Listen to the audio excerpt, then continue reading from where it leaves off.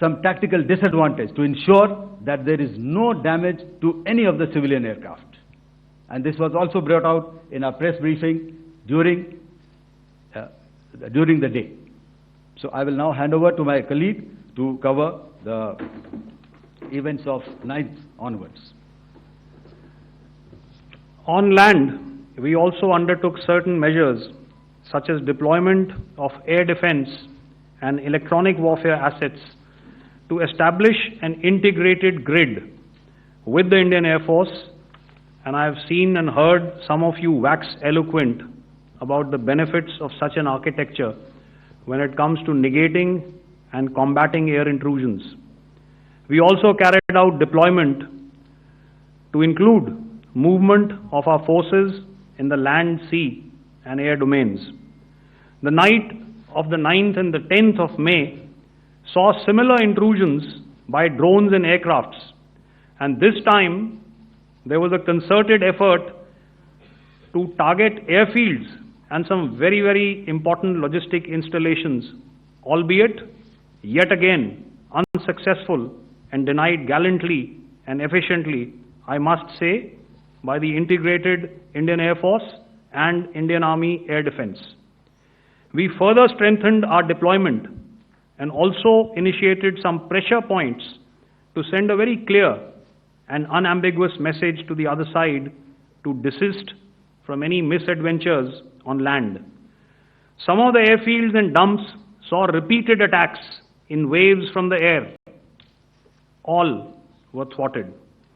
The Pakistan Army has reported to have lost approximately 35 to 40 personnel in artillery and small arms firing on the line of control between the 7th and the 10th of May. What the other side had probably also not reckoned with was the speedy and precise turnaround and hit back by the Indian Air Force. And I will yet again ask Air Marshal Bharti to speak about these significant and game-changing strikes. I will thereafter request Vice Admiral Pramod, my colleague and Director General of Naval Operations, to tell us about some very telling naval maneuvers in the Arabian Sea that exerted pressure on the night of 9th and 10th of May. Over to you, sir. Thank you. Commencing about 2000 hours, that is 8 p.m. local time, on 8th of May, several Pakistani unmanned aerial systems, drones, combat vehicles attacked multiple IF bases. These included Jammu, Udhampur, Pathankot, Amritsar, Bhatinda, Nal, Dalhousie, Thois, Jaisalmer, Uttarlai, Falodi, Nalia. These were almost simultaneous and they came in waves. All our AD guns and other systems were waiting for them. All these waves were neutralized by our trained crew using the air defense systems that they have, and also some of them were utilized using our legacy systems like Pechoras and IF Summer, which we have recently acquired. And some were neutralized by the Garud snipers. There was no damage on ground from these incursions and these mass raids, if I could call them, from the Pakistani side. However, following these relentless attacks on our air bases, on our forward positions, and on our civilian targets, this was time to convey some message to our adversaries. And therefore, a decision was taken to strike where it would hurt.